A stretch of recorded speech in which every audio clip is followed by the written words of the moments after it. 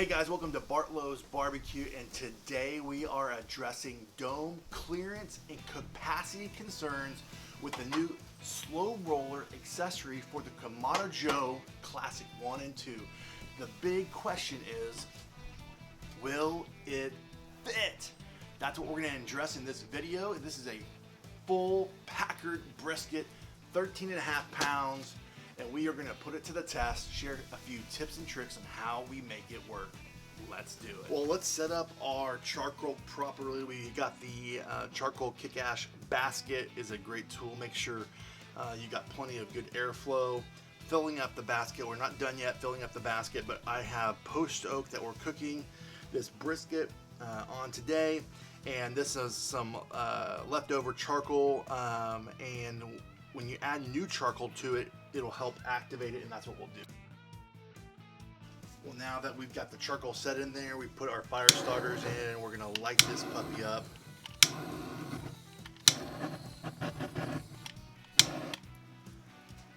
And we're gonna let this get up to temperature. Make sure your bottom vent is wide open, your top vent is open, and really keep your dome up and open just for a few minutes to let this get lit, and then we will set the temperature to today at 250 is what I'm aiming for, and I might take it up to 275 later in the cook.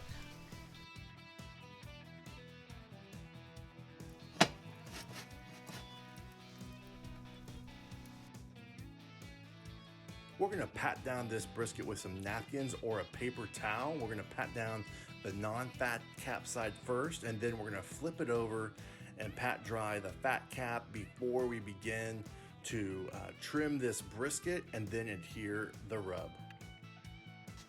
All right guys, now we are going to begin to watch me trim the brisket as we get ready to put it on the smoker. And we're going to start on the non-fat cap side, and we're going to trim off all the hard fat on the point and also the flat, and look for those pieces and cut it off. And then you will also notice that there's a thing called the decal that separates the flat and the point, and we're going to kind of cut deep into that as well to get rid of that and allow that to render better. And then we'll flip it over and begin to cut the fat cap side, and you're going to notice that this is a little bit more softer, but we're still going to cut it to the meat the best we can, and also leave a little bit of fat on there. And then we are going to get that rub on there, and today we're going to be using Cosmo Q's rub, and it's delicious. If you have not tried the beef rub, it is really good, and it turned out fantastic on this cook. So we'll spread that out on both sides, getting all the edges and also the top and the back. All right guys, now that we got the grill up to temperature, we're at that 300 mark, and I'm gonna, once I open up the dome, I'm gonna lose some heat, and I'll bring it back down. We've seasoned the brisket. We've got a bowl full of fat that we've trimmed off, but the big question is dome clearance and capacity. And so what I want to show you of what this is, most people don't realize this, but there's probably about 4.5 to 5 inches from the grill grate to when the dome is shut, making sure if you're touching the dome itself. So what I like to do in this scenario, whenever you have a large piece of meat like brisket, is take, I'm using post oak, and put this in the middle here, and we are going to just lay this fat side down, and it's going to drip just a little bit, but because we've trimmed it, it's going to give us some nice aerodynamics and fit really nice here from grate to grate, dome to dome. And the nice thing is, you want to make sure the thermometer is not poking the meat. So move it towards the middle, towards the back if you can after trimming, and then we will lower this and dial in the temperature. And yep, we're back at 225. We'll bring it up to 250 and let it smoke, and we'll see how long it takes us to do that and update you here in a bit. All right guys, what you're gonna notice is that we get that clean blue smoke. It might be hard to tell on this camera, but And then we've got that 250 range up to 270 set in the Kamado Joe. And that's when you want to place your food on, is once you get that clean blue smoke, you got your temperature set just right. We've been going for a little over an hour and the temperature is holding steady. And so occasionally, an hour to 3 hours in, you can spray this just like that. And we will continue to monitor this smoke and this cook until we reach that 160 range, which we're at 114 internal temp right now. So a few more hours, then we will wrap this brisket and let it go all the way.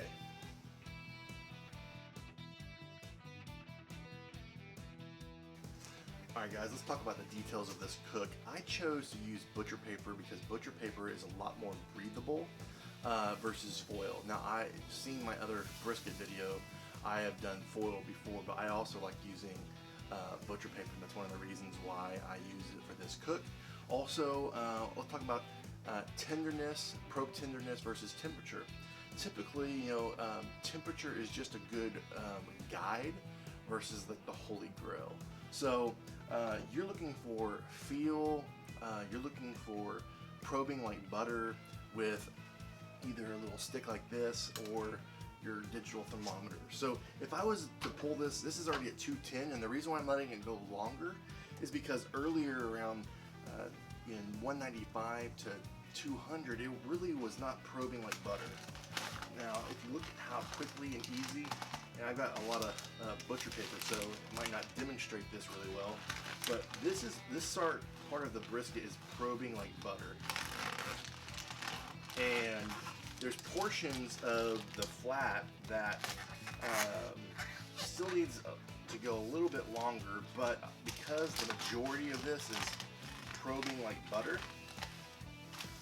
I'm ready to pull this, and then we're gonna wrap it in a towel, and then we're gonna let it rest for a few hours, and then we'll put it on a cutting board and we'll cut into it and show you what it looks like and do a little taste test. So that's just a good rule of thumb of play by tenderness and feel versus just temp. Temp is just a good guide to get you where you need to go. Our next step is we are going to move this brisket and put it in this cooler. Let's do it. Who's in there? That's not a brisket. I don't think I got that right. Let's do it again. Wait a second. Who's that? That's Faith. Let's put the brisket on.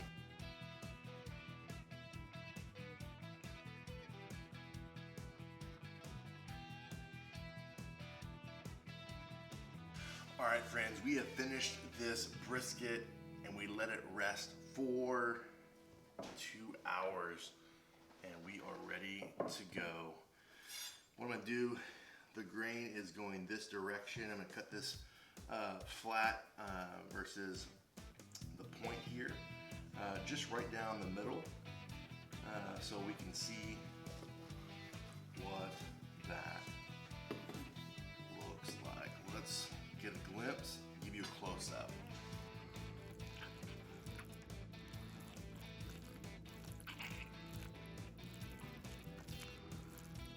I've got this laying down so it doesn't oxidize, so what we're going to do is just grab a portion of this flat there. My friends, I think we definitely accomplished, oh gosh, it's a pull part, it's bendy, I'm just going for it.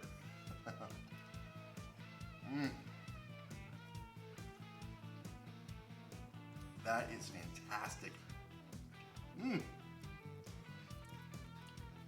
Friends, it's pulling apart. This might be, without exaggeration, the best Packard brisket I've done so far.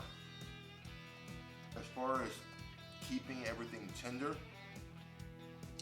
I had a different type of bark than I've had before, but the tenderness and the pull apart, not only, and obviously the smoke ring's great.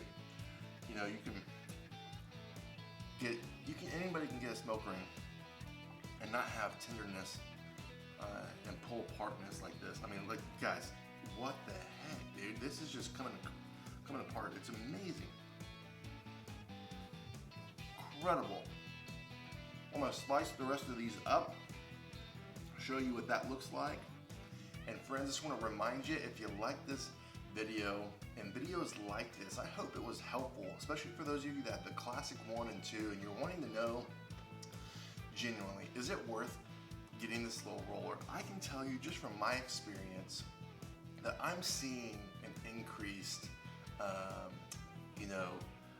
value add to my cooks. Now, I've seen a lot of people on different channels or different groups that say it's not worth it, but for me it is worth it. I'm seeing an increase in my barbecue, and this brisket was fantastic. Seriously amazing. I'm still like can't get over it. And we were able to determine that this can fit. This was a 13.5-pound brisket that we trimmed down by 3 pounds to 10. We're able to put that post oak underneath it to kind of give it just a bit of a bend, and then it shrunk down. We took that off. Then we butcher papered it, wrapped that thing, and then we let it cook until probe tender, which for us ended up being around that 208 to 210. And then we let it rest for 2 hours, and we got this amazing result. So like this video, subscribe, turn on the notification button so you don't miss any of the videos that we got coming up. So from my backyard to yours, remember, less hate, more love, good barbecue. Until next time. Turn on post notifications so you don't miss none of our videos. So don't forget to do that. Okay, bye.